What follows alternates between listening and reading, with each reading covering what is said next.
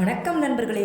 இன்னைக்கு சிறகடிக்க ஆசை சீரியலில் நம்ம என்ன பார்க்க போகிறோம் அப்படின்னா, ரோஹிணி கையெழுத்து போட்டாங்களா இல்லையா, விவாகரத்து கிடைச்சதா இல்லையா அப்படிங்கிறதாங்க நம்ம ப்ரிடிக்ட் பண்ண போகிறோம்.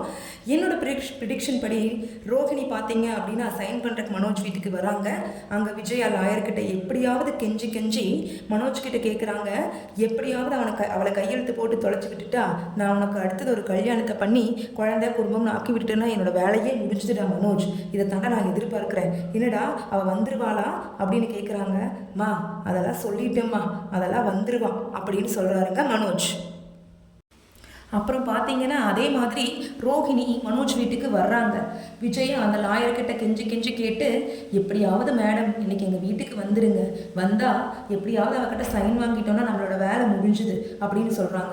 லாயரோ, என்னாலலாம் வர முடியாதுமா, நான் ரொம்ப பிஸி, நீங்கள் சொன்னீங்களே அப்படிங்கிறதுக்காக கொஞ்சம் யோசிக்கிறேன் அப்படிங்கிறாங்க.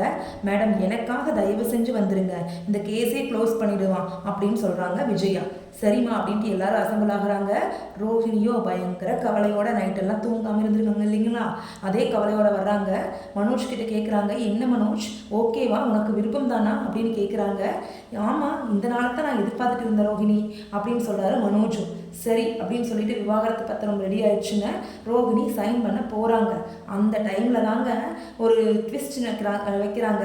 அதாவது மனோஜ் நினைக்கிறாரு, என்ன இவ கையெழுத்து போற்றுவானா, அப்போ நம்ம ரோஹிணி கூட வாழ்ந்த வாழ்க்கை அவ்வளோதானா, இருந்தாலும் மனசுக்கு ஒரு மாதிரி கஷ்டமாக இருக்கே அப்படின்னு சொல்லி அப்போ தாங்க அவருடைய காதல் உணர்வுகள் எல்லாமே வெளியில் தூண்டுது.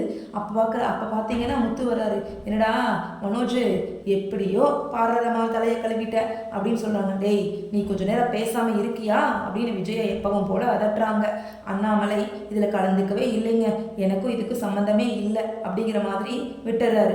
ஆனால் மீனாவோ முத்துக்கிட்ட ஒரு ஹியூமன் பீயிங்காக எனக்கு ரொம்ப கஷ்டமாக இருக்குங்க, ரோஹிணி ரொம்ப பாவம் தானே, அவங்க ஒரு குழந்தைய கூட வச்சுருக்காங்க, உங்கள் அண்ணன் பண்ணுறது கொஞ்சம் கூட சரியில்லைங்க, அவங்க எத்தனையோ பொய் சொல்லியிருக்கலாம், ஆனால் இவர் மட்டும் என்னங்க, இவரும் வேற ஒரு பொண்ணு கூட லிவிங் டுகெதரில் தானேங்க இருந்தாங்க, இப்போ நீங்கள் அவருக்கு கல்யாணம் பண்ணி வச்சாலும் வேற ஒரு பொண்ணை தாங்க நம்ம பார்த்து கல்யாணம் பண்ணி வைக்கணும், அதுக்கு ஏங்க நம்ம ரோகிணியவே அக்செப்ட் பண்ணிக்க கூடாது அப்படின்னு முத்துக்கிட்ட பேசுகிறாங்க.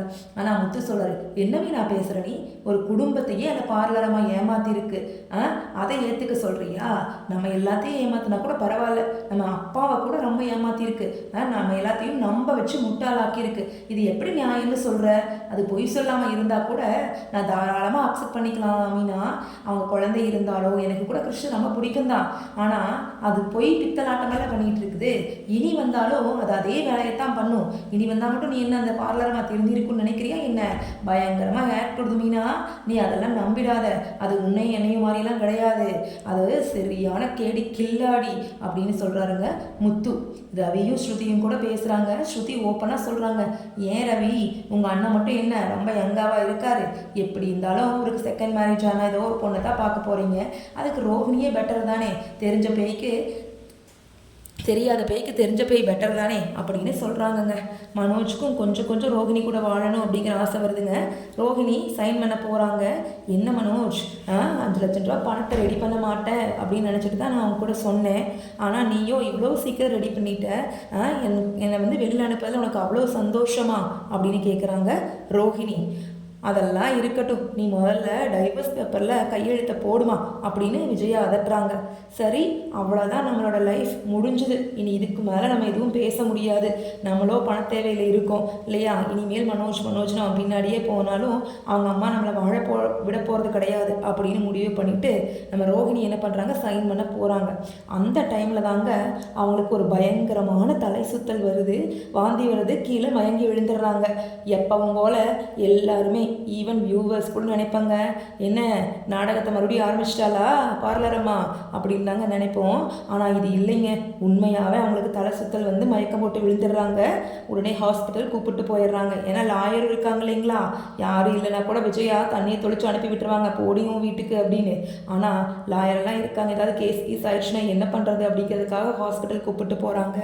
ஹாஸ்பிட்டல் போயிட்டு தாங்க தெரியுது, டாக்டர் சொல்கிறாங்க இவங்க கன்சீவாக இருக்காங்க, அவங்க அவங்க பையனுடைய வாரிசு இவங்களுடைய வயிற்றுல வளருது அப்படின்னு சொல்கிறாங்க.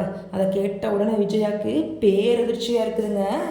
என்ன சொல்கிறாங்க, என்னடா மனோஜ் இவன் உன் கூட வாழ்ந்தே 6-7 மாதம் ஆச்சு, இவ எப்படா கன்சீவாக இருப்பா அப்படிங்கும்போது தாங்க நம்ம பப்பரப்பா மனோஜ் திருன்னு முழிக்கிறாருங்க. அதுமா அப்படின்னு ரோஹிணி பார்த்தீங்க அப்படின்னா ரொம்ப அழுகிறாங்க. என்னடா இது நமக்கு வந்த சோதனை, இதோட இந்த வாழ்க்கை விட்டு போச்சு அப்படின்னு நினச்சா நம்ம மனோஜோட வாரிசு நம்ம வயிற்றுல வளருதா, என்னடா கிறிஷுக்கு ஒரு